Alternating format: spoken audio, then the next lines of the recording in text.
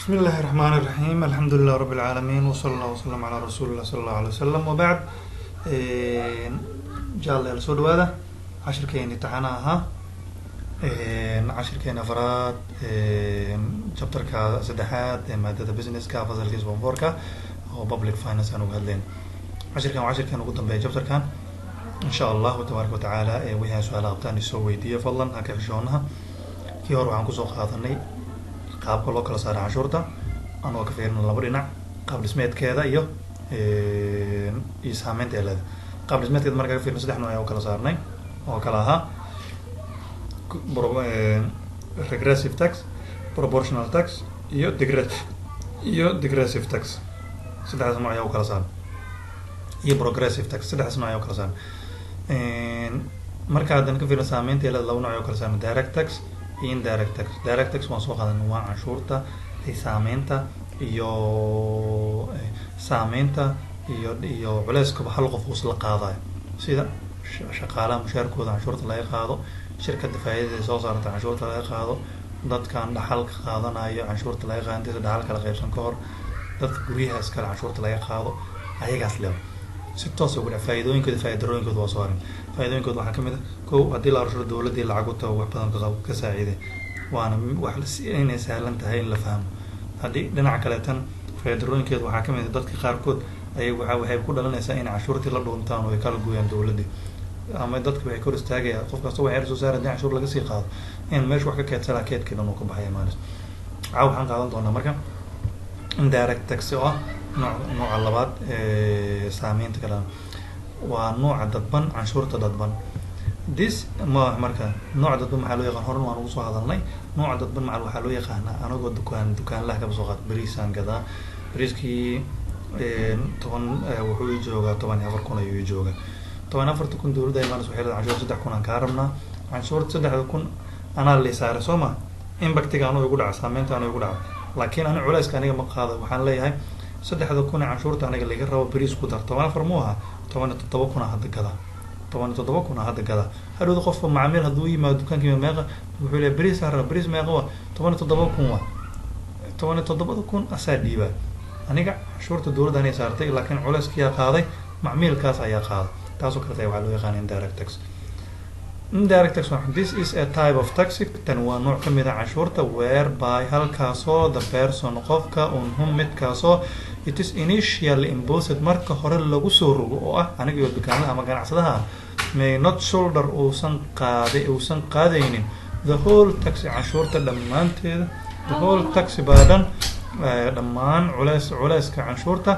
but laakiin may shift laga yaabo inuu iska wareejiyo either the whole ayada dhammaanteeda or part of it ama qaar ayada kamid ah to someone else qof kale tuu ku wareejiyo meesha aniga 3,000 lisaar waxaa leeyahay kushil anaa dhiibaa 2,000 dadka ha dhiibaan waxaa leeyahay 16,000 bariiska 2,000 saar 10,000 kale tan dhinaci uu jira saas oo kale waa half laakiin ama waxaa leeyahay dad kulligeed 17,000 bariiska bagada 3,000 canshuurta ayaga wada dhiiba ayadoo dhan markaas ku wareejiyo indirect tax waa kan indirect tax waa maxay markii qofkan canshuurta lasoo saaro oo ayadoo dhan iska wada wareejiyo ama qayb kamid iska wareejiyo ayaa waxaa loo yaqaanaa kuna wareejiyo qof kale waxaa loo yaqaanaa indirect tax. This is a type of tax oo nooc canshuur whereby halkaasoo the person qofka kaasoo initially markii hore imposed la soo saaray may not shoulder laga yaabo inuu soo wada qaadin the whole tax canshuurteedan the whole tax burden dhammaan canshuurteedan but laakiin may shift laga yaabo inuu isaga wareejiyo either midood the whole or part ayada gabi ahaanteed ama qayb kamid ah of it ayadii to someone else qof kale u wareejiyo. It is example tusaalooyinkooda waxaa kamid ah sales tax canshuurta ay dawladdu saarto qofkan waxyaabaha uu iibinayo sales tax ayaa la value added tax VAT ayaa la value added tax VAT hoteelada oo kaleeto qofka hotel kale wuxuu gadaa shaah kubishiin waxyaaba lagu gadaa sooma canshuurta laga qaado ayaa loo yaqaanaa VAT. Export duty canshuurta ee dawladdu saarayso alaabta banaanka loo dhoofinayo waxaa la dhuxushi oo kaleeto liintii oo kale wadanka laga dhoofinayo sisintii oo kaleeto wixii wadanka gudihiisa laga bixinayo banaanka loo dhoofinayo ayay dawladdu canshuur saaranaysaa. Okay, import duty waxyaabaha dawladda dada banaanka wax soo dharkii maacuntii wixii banaanka laga soo dhoof sigaarkii wixii banaanka laga soo dhoofinayo ayay dawladda canshuur saaraysaa saasoo kale waxaa loo yaqaanaa import duty. Hadhow qofka markii canshuurta la saaro qofka alaabta soo dhoofsanayo markii canshuurta la saaro wax kale ma sameynaya asiga dadkii lagu sii saaraa oo ku badina import duty alla import duties ayaa la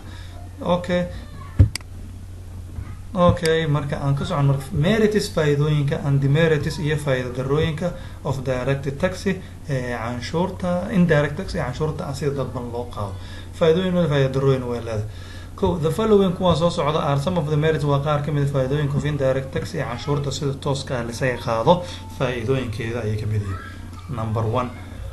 mar alaali dawladdu ay qaado indirect tax canshuuraha sida tooska ah aan loo qaadin ay qaado more revenue dakhli badan ayaa can be raised laga soo aruurin karaa dakhli badan ayaa laga heli karaa 2 tax payment canshuurta la bixiyo is voluntary waa mid oo qofkaan uusan ku qasbaneyn si voluntary u saydiyo yani si mutadawacnimo ayuu ugu dhibaa laxaltaan qofkan bariis uu rabaa Soomaaliya waa dukaanku yimid bariis uu rabaa canshuura ku saaran ma loo yaasay waa may bariiska intaas la loo yaabis canshuuru dhiibo isboog waa lagu hoos qariy tax payment canshuurtaas la dhiibayo is voluntary waa mid voluntary waa mid aan qasab ahayn oo si mutadawacnimo ku sameeysan iska wax ku qabsan waya okay ta can be used waxaa loo isticmaali karaa selectively guud ahaan ayaa loo isticmaali karaa waa hal mar isku soo duub ayaa loo isticmaali karaa oo hal wax dad gaar lagu target gareysanayo lagama dhigaa not possible macquul maaha to evade in lala dhuntaa macquul ma sababtoo ah dukaanla canshuur ka qaado dukaanla ma ka faka kartaa ya dukaanla ma ka faka kartaa dukaanlihii ka faka leedahay canshuur ka qaada ismaan ogid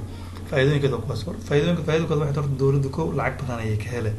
labo faa'iidooyinka la waxay tahay qofkan la qasbi maayo si xor ah ayuu dhiibaya tax payment is voluntary waa mid u madax bannaan xor weey can be used waxaa la sameeyaa selectively si guud ahaan ayaa loo isticmaalaya maana mid shakhsi lagu soo roga guud ahaan leeyahay guud ahaan dukaankaaga intaas canshuur ka rabna intaas canshuurta laga rabo qofkan wada saarana war kulligu qaybina not possible macquul ma to evade in laga faktaa macquul ma mar dhinaca kale taa uma marka the following kuwan soo socda are some of the demerits waa qaar ka mid ah faa'iido darooyinka of indirect taxiga canshuurta sida dadban loo qaado qaar ka mid faa'iido darooyinkeeda waa kow mid ugu horeysa may fuel waxaa laga yaabaa in ay kordhiso ama ay dardar geliso inflation sicir barar lacagtaan dukaan bariiska ka soo qaadno qofkan bariiska wuxuu ku gataa 14,000 waxa maal buu awooda laakiin markii dawladdu canshuur dadban ay ku soo rogto bariiskii 17,000 laga dhigo bariis jal meesha joogmo kor u kac may fuel waxaa laga yaabaa inay ku soo kordhiso inflation sicir barar qofkii shal wuxuu awoodin maanta ma awoodi karo shal wuxuu awooday maanta ma awoodi karo xanuuna laga yaabaa inuu ku noqdo waka sicir barar in qiimihooda inflation insha Allah chapterkeena soo socda afaraad ayaa inflation si fiican uga hadli doona waxaa laga yaabaa in inflation ku dadka sicir barar inay ku rido qiimihii kor u kaco haddii shidaalka la saaro oo bariiska la saaro oo baastada la saaro oo burka la saaro oo dukaanka la saaro oo iskuulka la saaro dhammaantood qof meel walba wax ku bixinaysa lacag dheeri la sii saaro soo culeys maaha marka inflation less equitable cadaalad maaha farmasigiin wax yaraa la saaraa dukaankiina wax badanaa la saaraa iskuulkiina wax yaraa la saaraa dadkii si sim wax looma wada saari karo less equitable cadaalad ayaa ku yar cadaalad maaha can be avoided waa laga fogaan karaa waa la iska dhaafi karaa ayada dhanba can be avoided ayada dhan waa la iska dhaafi karaa darooyinkeeda lack of contributors awareness lack of waxaa la leeyahay contributors awareness qofka dhan oo canshuurta bixinaya oo ah macmiilkii dukaankan ahna qofka canshuurta sida dadban loo saaraa kama warqabyaba faa'iidooyinkeeda kamid ah haddii loo sheegi lahaa niyo 17,000 bariiska la gadaa 14,000 waa bariiska qiimihiisa 3,000 waa canshuur haddii la dhihi lahaa qofkan wuu diidi lahaa ma rabo canshuur bixi maayo canshuurtaada iska bixi aan 14,000 ku siin u dhihi lahaa soma laakiin contributor waa qofka bixinayo ayaa contributor qofka bixina canshuurta awareness ka warqabkiisa ayaa meesha ka maqan lack of waxaa la leeyahay contributors awareness qofka wax bixinayo ka warqabkiisa uncertainty in revenue yield uncertainty lama hubo in revenue yield dakhliga kasoo xaroonaa lacag badan ma kasoo xaroonaysa wax yaraa kasoo xaroonaysa tira intee dhana dawladda kasoo gala tiradeeda lama yaqaan waa wax walba kasoo xaroo karo wax yar wax badan waxay noqotaa kasoo xaroo karo wax lagu xisaabtami kara ma faa'iidooyinkeeda faa'iidooyinkooda waa kuwaas faa'iidooyinkeeda horta kow dawlad dakhli wata qof la qasbi maayo si guud ahaan dadka loo saaraa macquul maaha in lala fakto intaas faa'iidooyinkeeda waxay tahay sicir barra ka dhalan karo cadaalad maaha dadki way ka baqayaan hadhow qofkan kama warqabin canshuur laga qaadayaba uncertainty waxa kasoo xaroonayana lamaba ogaba intaas faa'iidooyinkeeda waa ama maana marka budget miisaaniyad waxaa laga yaabaa inaad maqashay miisaaniyadda dowladda sanadkan waxyaabahaas inaad maqashay. macan dowlad walba oo dunida dusheeda ku nool waxaa laga rabaa inay sameysato miisaaniyad. miisaaniyadda laba shay ay ka kooban tahay. sanadkan la joogo sanad walba dhammaadkiisa ayaa la sameeyaa. sanadkan la joogo lacag 2019 dowladda Soomaaliya oo kaleeto markii la gaaro bisha 12aad waxay sameysaa miisaaniyad ayay sameysaa. miisaaniyaddu waxay ka kooban tahay laba shay. war sanadka soo socda dowladdu lacag shaqaale u shaqeeya mushaari qaadanaya, baabuur u shaqeeya, shidaal rabaan, dad u shaqeeya, wixiiba ay dowladdu isticmaal lahayd sanadka soo socda qarashkii ku bixi lahay ayaa la qiimeynaya. ko sidaas oo kale dakhliga dowladda soo gali doonana sanadka soo socda waa la qiimeynaya 2020. laba shay kuwa soo ma marna waa revenue wixii dowladdan soo gali lahay oo dhan ayaa la qiimeynaya. labo sidaas oo kale tan waxaa la qiimeynayaa dowladdan wixii ay qarash garay lahayd ayaa la qiimeynaya. labadaas shay markii la isku keeno ayaa waxaa loo yaqaano budget waa qiimeyn. miisaaniyad ayaa la miisaaniyad. dowlad miisaaniyad la shaqeysana ma jirto. dowlad miisaaniyad la shaqeys ma jirto. dowlad sababta waxay wax ku cabirtaa la rabo. haddaad tiraahdo militariga intaasuu qaadana, booliska intaasuu qaadana, isbitaalada intaasaa ku bixayso, baabuurta dowladda intaasaa ku bixayso, shidaal intaasaa ku bixayso, wasaaradaha intaasaa ku bixayso, kan intaasaa ku bixayso. dowlad walba waa inay samaystaa miisaan. intaasaa wadooyin lagu dhisa, intaasaa isbitaallo lagu dhisa, intaasaa daawooyin lagu gada, intaasaa iskuulo lagu dhisa. waa inaad qiyaas sameysa wixii qarashkaa bixi lahay iyo wixii kusoo gala. canshuur intaas ay soo galayso, shaqaale intaas ay kasoo galayso, hebelow waxaas inaad tirisaa la rabo. budget waa miisaaniyad. miisaaniyad waa marka budgetku is a statement waa bandhig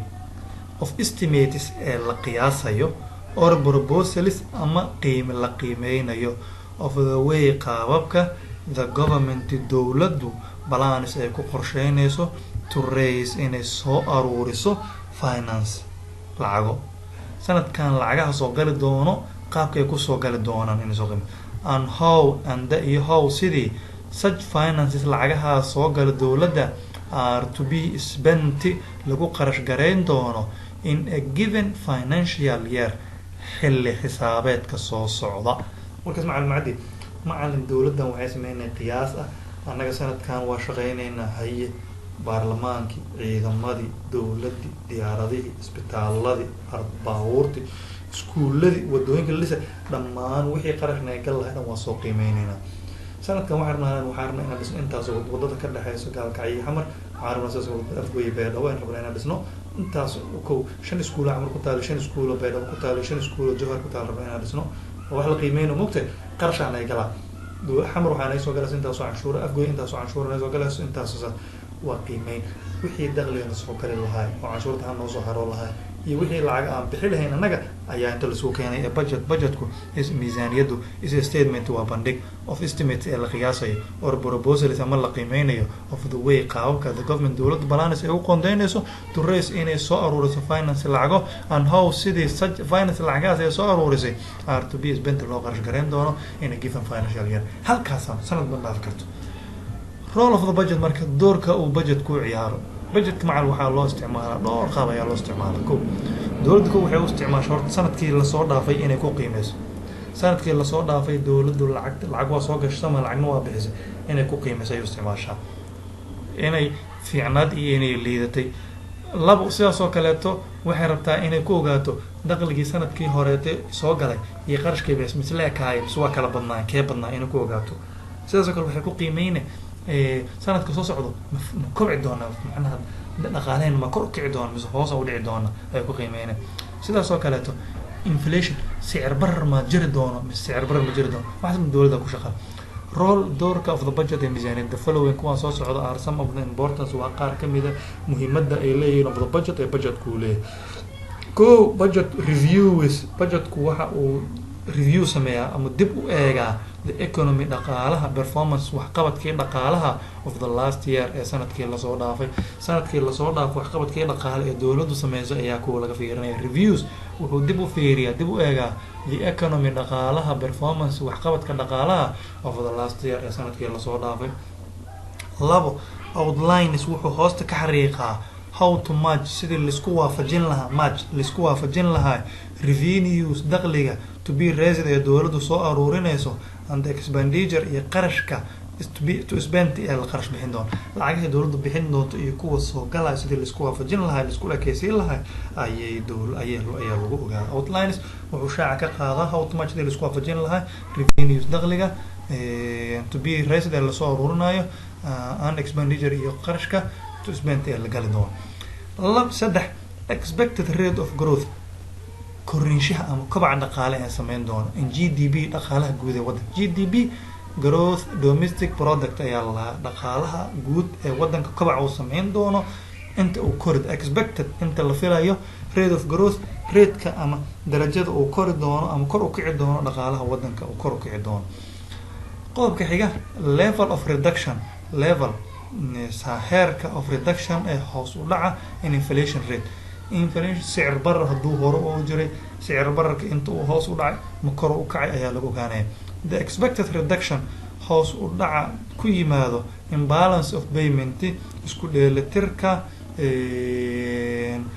lacag bixinta dhaqaalaha waddanka balance of payment macaliyaha isku wareer gadaal ayaan ka arki doonaa chapter 5 ayaan ku qaadan doonaa sigoo faahfaahsan ku qaadan doonaa budgetka faa'iido leh maxay tahay sanadkii la soo dhaafay ayaa lagu qiimeeyaa labo sanadkan dakhliga soo galay iyo qarashka aan galayno ayaa la isku barbar dhigaa la isku ekeysiyaa saddex sanadkan soo socdo horta ma kobci doona mise waa shiiq doona waa ina shiiqdo waa la isku qiimeynaya afar sicir barar hadduu jiro sicir bararka ma yaraan doona mise wuu badan doona meesha ayaa lagu qiimeynaya types of budget marka budgetyada macalin meeqa loo qeybiyaa macalin types budgetka saddex nooc ayaa loo qeybiyaa budgetka horta laba shay oo kooban soma lacag anagana soo gasho iyo mid naga baxdo haddii macalin lacagtana soo gasho ay ka badan tahay lacagta aan anaga bixinayno dowladda lacagta soo gasho haddii ay ka badato lacagta ay iyadu bixinayso yaa badan mid ayada soo gashaa badan markaas waxaa loo yaqaanaa surplus lacag saalan dowladda sanadka soo socda 2020 waxay qiyaasatay inay $200 ay soo gasho waxay sidaas oo kale qiyaasatay inay bixiso lacag $200 inay bixiso ayay qiyaasatay sanadkii way shaqeysay $200 way soo gashay laakiin $200 ma wada bixine $200 waxaa ku jira accountkeeda $20 $180 ayay bixisay $20 ee dheeriga waxaa loo yaqaanaa budget surplus ayaa la budgetkan miisaaniyadan siyaada dheeri ayay wadataa budget surplus ayaa la dakhliga dowladda soo gala hadduu ka bato qarashka ay bixinayso waxaa loo yaqaanaa budget surplus haddii dakhliga dowladda soo galo iyo qarashka ay bixinayso uu bato qarashka ay bixinayso lacagtana dowladda $200 ayay qiimeysay inay bixin doonto $200 inay soo galaysan way qiimeysay meesha $200 ay ka bixin lahayd waxay bixisay $220 ayay bixisay lacagta soo galaysay lacagta ay bixinaysa yaa badan midda ay bixinaysaa badan $20 budget deficit ayaa la balanced budget waa lahay budgetka isku dheelitir waxaa loola jeedaa haddii dowladdan dakhliga soo galaa iyo waxa ay bixinayso ee isla mid noqdaan dowladdan waxay qiyaastay inay soo gali doonto $200 waxayna sidaas oo kale qiyaasatay inay bixin doonto $200 $200 waa isla ekaan sooma markaasoo kale waxaa loo yaqaana balanced budget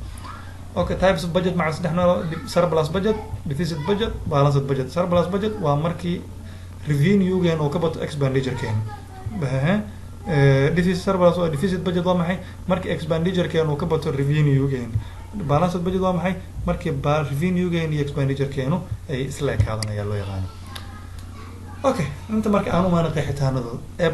budgetka having haysta surplus budgetka waa is one waa midka where halkaasoo the budgeted revenue dakhligii aan anaga qiimeynay is more than uu ka bato the budgeted expenditure laba shay isku barbardhiga budgeted revenue iyo budgeted expenditure qarashkii anagna dakhliga anagna soo galay iyo qarashka aan bixinayn ayaa la isku barbardhiga haddii dakhliga anagana soo galaayo uu ka bato qarashka aan anaga bixinayn waxaa loo yaqaanaa budget surplus ayaa loo yaqaanaa siyaadaan wadanaa alxamdulillah waa ku farxaynaa budgetka having haysto deficit hoos u dhacna surplus siyaado waaya deficit hoos u dhaco budgetka having haysto deficit hoos u dhac is one waa midka weer halkaasoo budgeted revenue dakhligii aan anaga qiimeysanay is less than uu ka yaraado the budgeted expenditure qarashkii aan anaga galnay haddii dowladdu qarash ay gasho qarashkaasna uu ka bato dakhligii ayada soo galay uu ka bato meesha waxaa loo yaqaanaa budget deficit ayaa loo yaqaana balanced budget marka is one waa midka weer halkaasoo budgeted expenditure qarashaadka ee dowladdu qoondeysatay is equal to uu leegyahay budgeted revenue dakhliga dowladda soo gal lahay iyo kharashka dowladda soo gal lahaa markay isku mid noqdaan waxaa loo yaqaanaa balanced. markii dakhliga dowladda soo gala uu ka bato qarashka ay dowladda bixinayso budget surplus yaala. markii dowladdu qarashka dowladda ay bixinayso uu ka bato dakhliga dowladda ay soo galahay meesha waxaa loo yaqaanaa budget deficit ayaa loo yaqaanaa. mb marka fiiro gaara dowladdu maxay u isticmaashaa budgetka. dowladdu budgetka muhiimadda ugu weyn u isticmaasho waxay tahay as a tool for planning ina tool ahaan qalab ahaan u isticmaasho ay wax ku qorsheyso for planning ay wax ku qorsheyso to achieve si u gaarto various economic objectives ujeedooyinka dhaqaale ee dowladdu leh. ujeedooyinka dhaqaale waxaa ka mid ah in wax soo saarkii waddanka la kordhiyo budgetkay u isticmaashaa, in la kordhiyo canshuurta gudihi budgetka u isticmaashaa, in waxyaabaha banaanka loo dhoofiyo la kordhiyo budgetka u isticmaashaa, waxyaabaha lasoo dhoofina inay yareyso budgetka u isticmaashaa. waxyaabahaas dhan ayuu ku qiimeysaa. okay budgetkana intaas u gudubno meeshaas waxaan u imaanin aan gabagabada cashirkeena chapterkeena saddexaad maalintaas ayuu ku egyahay. thanks for your attention. qaabka quruxda badan oo aad iila socotay chapterkan bilowgiisa ilaa dhamaadkiisa aad baan kaaga mahad celinayaa. waxaan ku rajaynayaa good luck, nasiib ifaayo iyo mustaqbal wacan. wixii aad fahmi weyso feel free to contact cinwaanka hoos ku yaalo inaad email isoo dirto ama inaad ii sameyso fariin comment ahaan aad iigu reebto. asalaamu calaykum waraxmatullahi wabarakaatuh.